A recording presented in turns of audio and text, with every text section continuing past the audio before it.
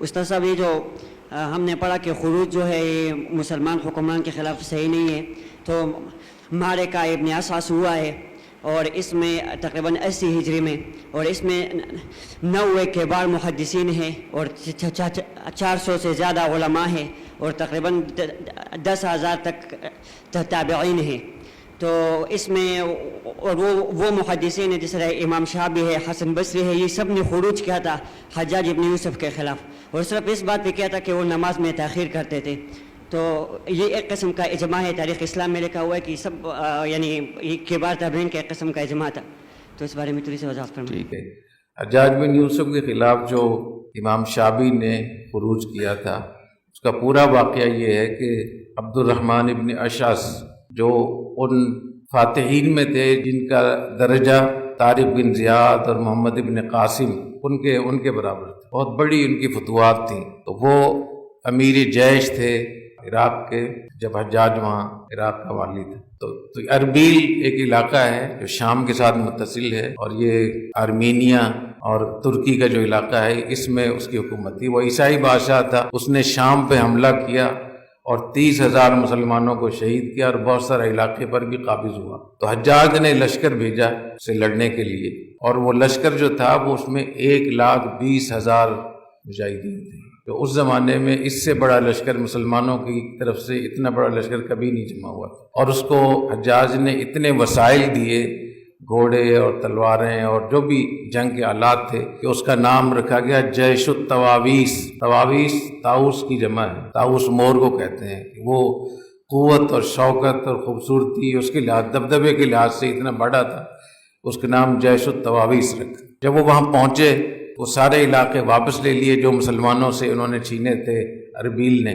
اس کے بعد وہاں سردی شروع ہوگی، تو شام کا علاقہ ویسے ہی سرد ہے، اور آگے جتنا آگے چلے جائیں گے سردی بڑھتی چلی جائے گی. تو عبد الرحمن ابن اشعث نے لوگوں کو جمع کیا، کمانڈروں کو، کہ اس وقت میں اگر ہم حملہ کریں گے سردی بہت زیادہ ہے، تو اگر ہم اس حملے کو گرمیوں تک کے لیے مؤخر کر دیں. تو سب نے اس پہ اتفاق کیا اور حجاج کو لکھ بھیجا کہ ہم نے یہ علاقے فتح کر لیے ہیں اور اگلا حملہ ہم اس کے بعد کریں. کیونکہ حجاج نے کہا تھا کہ جب تک اس کے دارالحکومت پر قبضہ نہ ہو جائے تو میں رکنا نہیں. حجاج اور عبد الرحمن ابن اشعث کی پہلے سے ہی چپقلش تھی آپس میں، پہلے سے نا آپس میں چل رہی. جب یہ خط ان کے پاس گیا کمانڈروں کی طرف سے تو حجاج بہت ناراض ہوا، اور حجاج نے کہا کہ نہیں، تم لوگوں کو ہمت کیسے ہوگی میرے حکم عدولی کی، اور تم سارے مل کے عورتوں کی طرح اکٹھے ہو گئے اور زنانہ فیصلہ کیا تھا.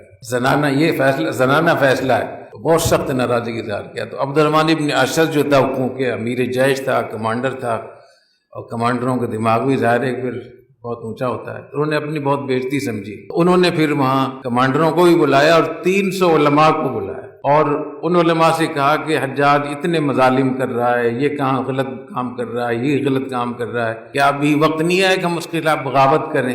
تو ابتدا جو تھی عبد الرحمن ابن اشعث کی، وہ ولید خلیفہ تھا اور حجاج والی تھا. اس کی طرف سے والی اور خلیفہ میں فرق ہوتا ہے نا. تو امیر المومنین اس زمانے میں ولید تھے. تو یہ جو بغاوت تھی ابتدائی طور پہ یہ خلیفہ کے خلاف نہیں تھی، بلکہ خلیفہ کے مقرر کردہ والی کے خلاف تھی.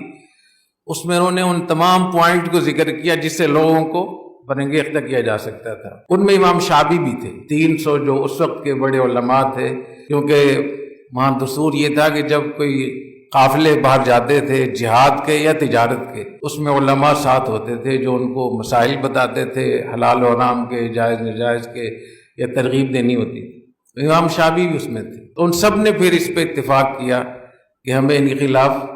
ان کو پتا تھا کہ جب ہم اس کی حکم عدولی کریں گے تو وہ پھر آگے جنگ کرے گا. تو اب انہوں نے اربیل کو چھوڑ کر اپنے ہی لشکر کو منظم کرنا شروع کیا اور اربیل کو پیغام بھیج دیا کہ ہم آپ سے صلح کرنا چاہتے ہیں. تو اربیل تو پہلے ہی ڈرا ہوا تھا، اس نے فوراً صلح کر لی، اس سے صلح کر لی. اب جنگ اربیل کی بجائے پھر حجاج سے شروع ہوئی.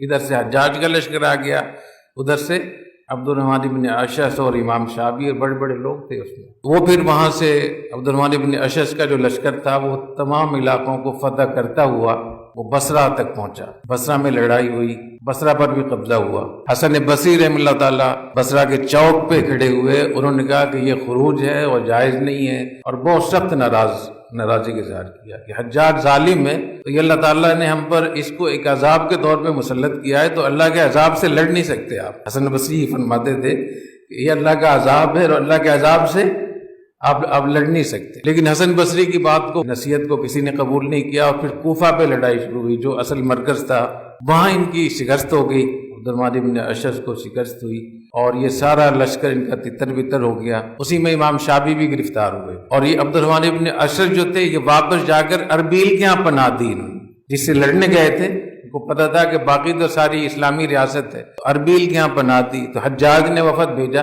کہ ہمارا بھگوڑا واپس کریں ورنہ ہم حملہ کریں گے۔ اس نے پھر عبد الرحمن ابن اشعث کو ان کے حوالے کیا اور ایک غلام ساتھ بھیجا، اس کے پیروں میں بیڑیاں تھیں، عبد الرحمن ابن اشعث کے پیروں میں بیڑیاں ڈال کے لے کر آ رہے تھے۔ تو شام اور عراق کے درمیان میں ایک سرائے تھی، ایک ہوٹل تھا جہاں رات قیام کیا انہوں نے۔ تو عبد الرحمن ابن اشعث کو پتہ تھا کہ وہ مجھے قتل کرے گا، کیونکہ وہ تو روزانہ لوگوں کو قتل کرتا تھا نا، حجاج تو بہانے ڈھونڈتا تھا قتل کرنے کے لیے۔ تو اپنے غلام جو ساتھ میں اس کا محافظ تھا اس سے کہا کہ مجھے چھت پہ جانا ہے تھوڑی سی ہوا خوری کے لیے۔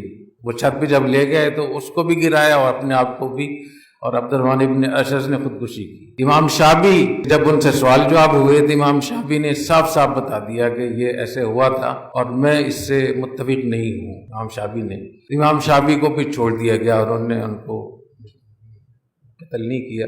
امام شعبی فرماتے تھے کہ جس دن ہم نے فیصلہ کیا تھا کہ ہم بغاوت کرتے ہیں حجاج کی، فرمایا اس دن سے ایک بھی رات میری ایسی نہیں گزری جس میں نے اطمینان سے گزرا، مجھے ہمیشہ دل میں مجھے شک تھا کہ ہم نے غلط کیا ہے۔ تو اس واقعے کو اس کی دلیل بنانا میرے خیال میں یہ تو پوری عبرت ہے اس میں۔ اپنے آپس میں لڑنے کتنا نقصان ہے کہ جو عیسائی تھا، دشمن تھا، ظالم تھا، اس سے لڑنے کے لیے بھیجا تھا تو اس سے مصالحت کر لی اور آپس میں لڑے۔ اور پھر جن لوگوں نے اس پہ کتابیں لکھی ہیں جیش التواویس پر عبد الرحمن ابن اشعث، اس کا نام رکھا فتنۃ عبد الرحمن ابن الاشعث، اس کو فتنہ قرار دیا انہوں نے۔ اور بعض لوگوں نے لکھا ہے کہ جب آپس کی جو جنگیں ہوئیں تو کوفہ تک 6 لاکھ لوگ قتل ہوئے، اس میں 6 لاکھ، اس زمانے میں لاکھ بہت بڑی بات تھی۔ تو یہ تو خود اس بات کی دلیل ہے کہ اگر حکمران جائر ہو، ظالم ہو، تو خروج اس کا درست نہیں، کیونکہ جو علماء تھے، جو امام تھے اس میں، انہوں نے بعد میں اسی کی تصدیق کی کہ خروج جائز نہیں تھا،